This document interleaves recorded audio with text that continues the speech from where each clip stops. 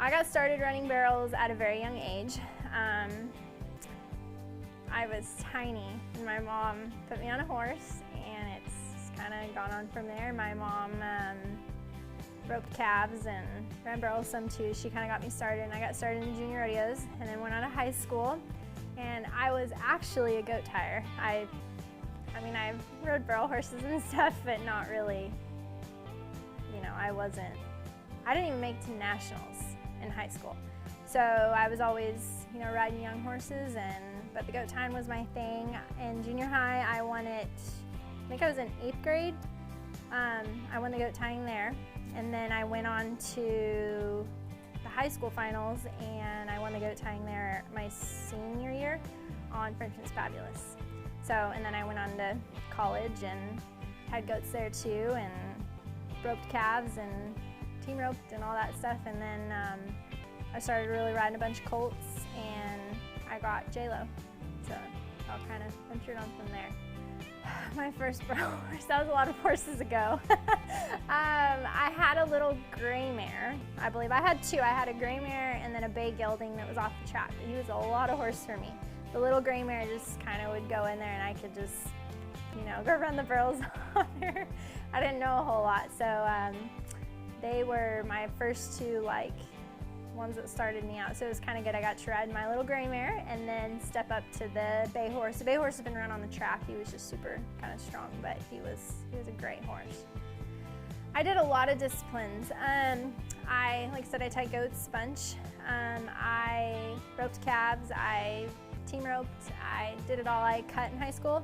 I actually think I got the most out of the cutting, because, you know, it really teaches you how to ride your horse. You know, because you get flopped around everywhere. So cutting was definitely something that, you know, I put into my barrel horses. I, you know, really sit back and ride the hip on one. So I think everybody should cut. I think it was super fun, and I'm so glad I got to do it, and I just think it's really helped me in this, you know, this time in my career.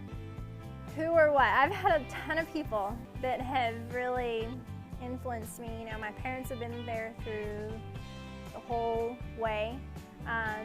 Patsy and Jill and Alexander, they've helped me, you know, for forever. I remember I'd go down there to Potter Ranch, and, you know, I'd help them, and Jolynn let me ride her awesome stud, and I think I was in junior high.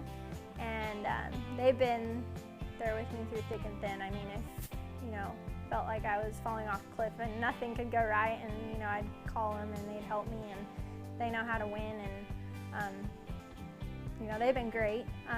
Kenny Nichols, I've, you know, rode his horses a bunch, and he's been awesome. He's, you know, always made sure I've kind of had stuff going, and, you know, that was nice for me, because I couldn't afford to go out and, you know, pay $20,000 or $25,000 for a nice 3-year-old, you know, so it's been nice to be able to ride those horses. And, you know, with Fab, I mean, he came, I think it was like a 9-year retirement, and I started tying goats on him. Everybody thought I was crazy for tying goats on a stud, but he was one of the best goat horses ever.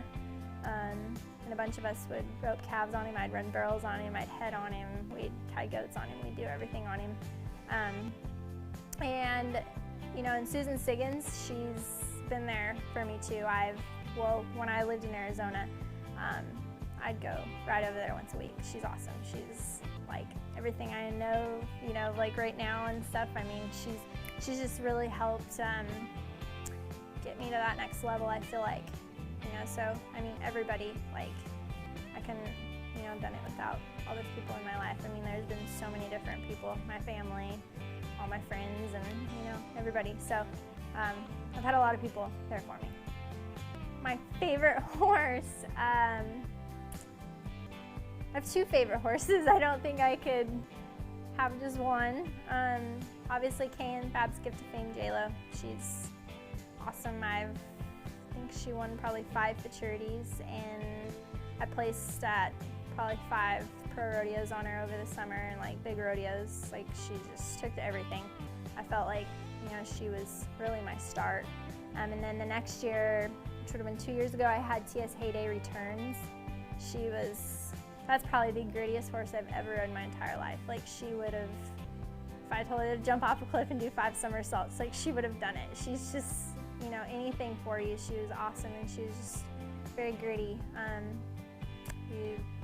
I miss running her. She got hurt. She had a chip in her knee, so we removed it. I was actually supposed to run her last year at the semifinals because she got qualified, and she had to have surgery that February, so of course I couldn't run her.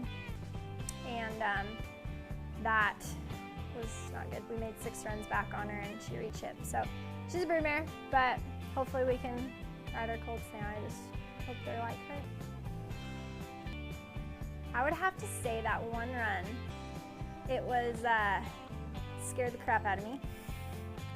It was at the short run at Nampa. I was on J-Lo her 5-year-old year, and there's just, like, Nampa's a little bitty pattern, and I had I can't remember, I placed pretty high on her in the first round, and then I think they bring like 10 or 12 back to the short round.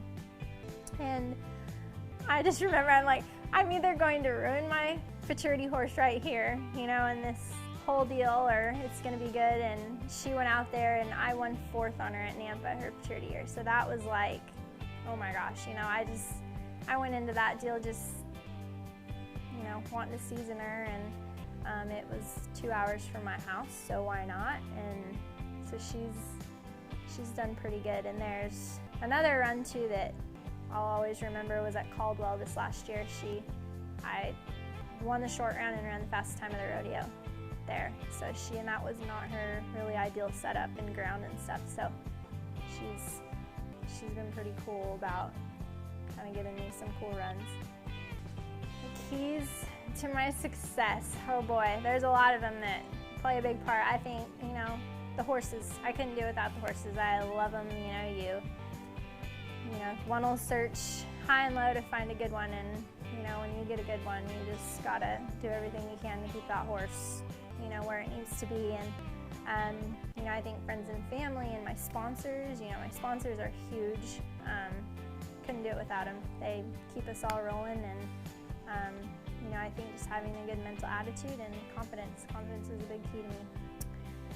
For a beginner, I would say go find somebody that you can go ride with, and you know, somebody that you look up to that is going to point you in the right direction. You know, I think people get not pointed in the right direction, and so you know, I think that's a huge thing, and stick with it. Like, if you know, there's going to be bumps in the road, but just stick with it and don't give up.